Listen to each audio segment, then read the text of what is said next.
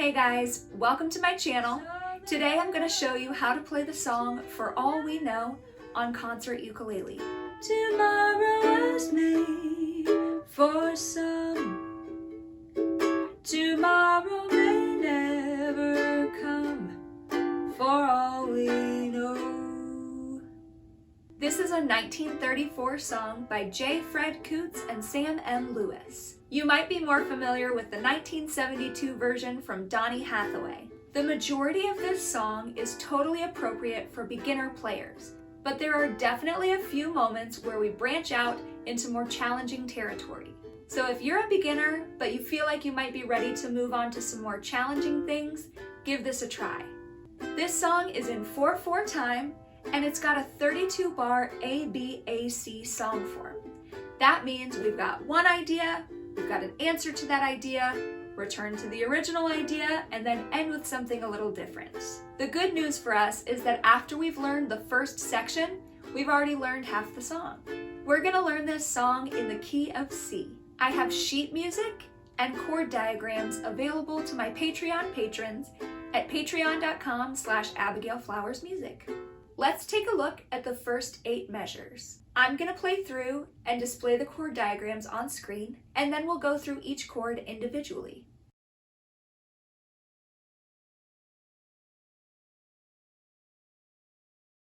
One, 2, 3, 4.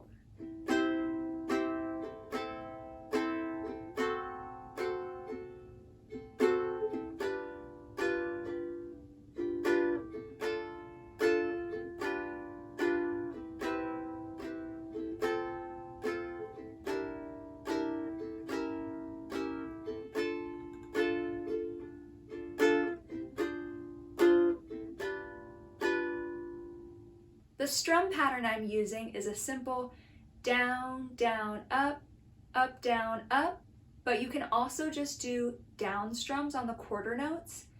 Down, down, down, down, or try down, down, up, but make sure you use something simple enough that you can focus on the chord shapes while you're starting out. So in our first 8 measures, we're starting with a split bar of C and A minor. A split bar means that instead of one chord getting 4 beats or a whole measure, we have 2 chords splitting the measure, and they get 2 beats each. So we'll have 2 beats of C, and I use my ring finger to play C. Then 2 beats of A minor, and I use my middle finger to play A minor. Next up, we have a full bar of D7. So I'm using my middle and my ring fingers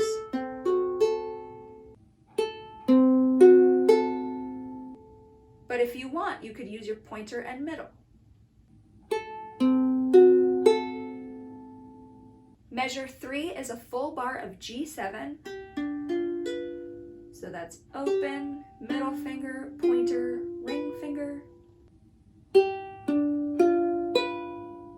And for the 4th measure, it's a split bar of D minor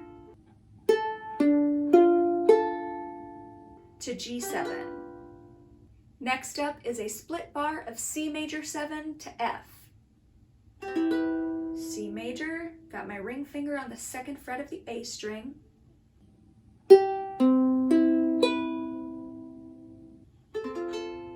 For F, I've got my middle finger on the 2nd fret of the G string, pointer finger on the 1st fret of the E string.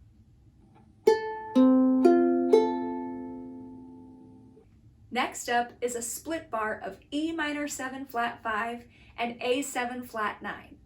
I love these chords because we're getting this really rich harmony, but it only takes 2 fingers to play each of these chords.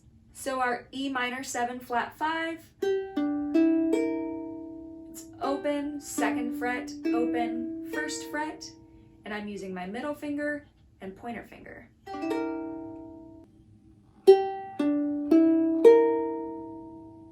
For A7 flat 9, it's open, 1st, open, 1st.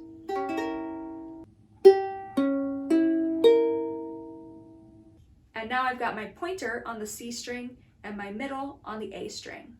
Then we're back to a full bar of D minor. The next measure is a split bar of D minor 7 flat 5 to G7. We already know our G7, so I'm just going to talk about D minor 7 flat 5. This shape is a lot more difficult than our E minor 7 flat 5. This one you can either play as a bar chord, where you bar across the first fret, middle finger is on the second fret of the C string, and ring finger is on the third fret of the A string.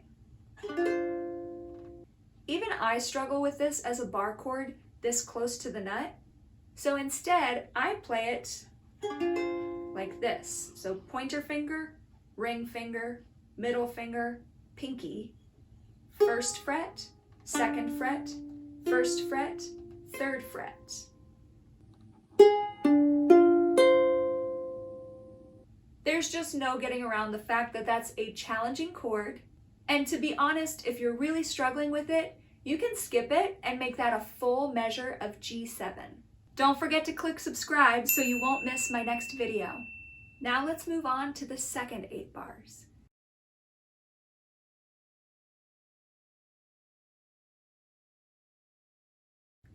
One, two, three, four.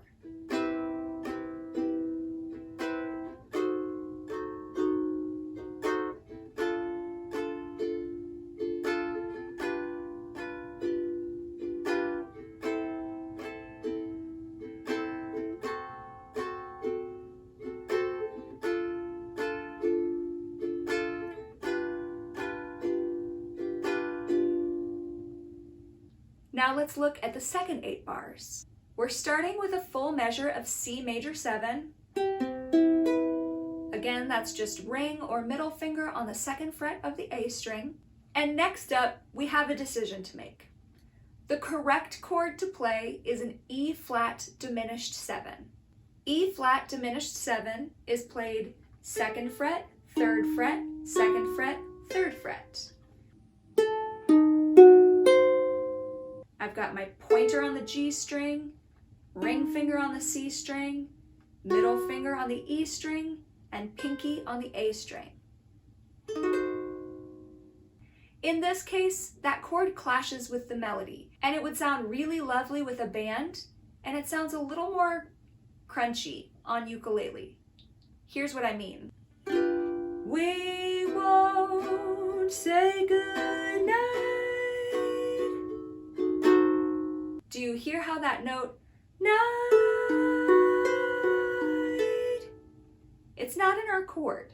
If you love that tension, go ahead and play an E flat diminished 7. In my cover video of this song, I took that shape and moved it down 1 fret. So now it's first, second, but the same fingering. And I played a D diminished 7 chord. And that does contain our melody note. And in the context of playing solo, ukulele, and voice, I prefer that sound even though it's not correct. That would sound like this. We won't say goodnight. If you follow me on Patreon and you're looking at the sheet music, you'll see that I have the E flat diminished chord and the D diminished chord listed there, and you can choose whichever one sounds better to you. After that, we're back to a full bar of D minor, and then a full bar of G7, followed by a full bar of A minor, to D7, to D minor, back to G7.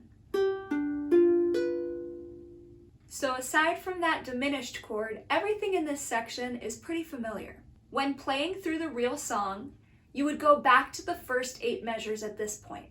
But since we've already covered it, I'm going to move on to the last 8 measures. Don't forget to give the video a thumbs up if you've learned something. Now let's look at the last 8 bars. I'll play through it first.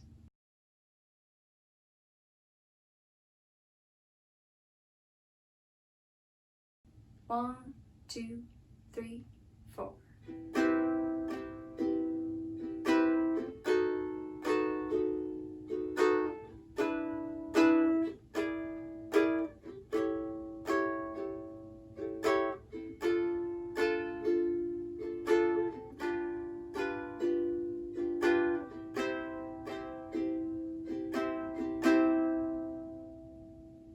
start off with a full bar of C major 7, and then we go to a full bar of B7. And B7 is played 4th fret, 3rd fret, 2nd fret, open.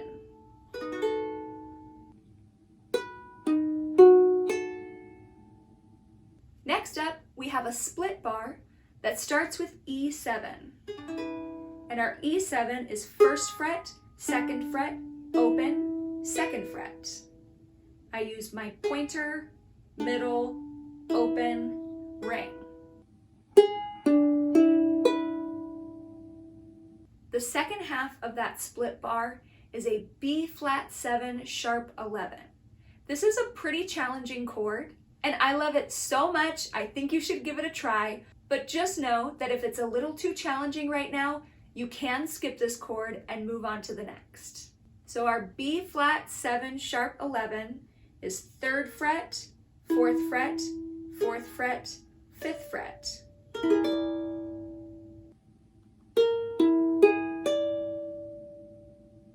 I typically play this shape by collapsing my middle finger across those middle 2 strings.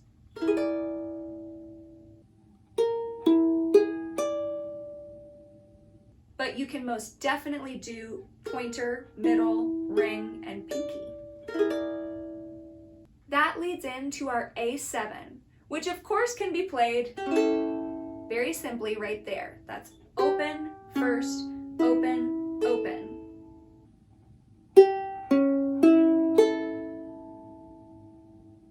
But coming from the B flat 7 sharp 11, I almost think it's easier to do this version. So that's 2nd fret, 4th fret, 3rd fret, 4th fret.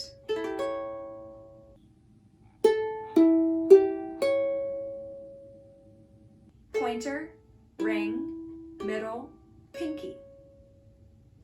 But you can absolutely feel free to go to the simpler version right there. After that, we've got a full bar of D minor, a full bar of G7, and then back to C. I know I've mentioned it a few times, but I'd love if you would take a second to vote for me for Best Jazz Vocalist in the 2020 Nashville Industry Music Awards. The link is nemadigital.com/vote. For a bonus, I'm going to show you really quickly my ending to the song. Instead of going straight to the final chord of C, I went from G7 to E minor, to A7 flat 9, and then finished with D minor, G7, and then I threw in a D flat major 7, which is barring across the 1st fret, pinky or ring finger on the 3rd fret of the A string, and then finishing off with C major 7. That's all for today. I hope you found it useful, and I hope to see you on Saturday for our Jazz Brunch live stream. 1, 2, 3, 4.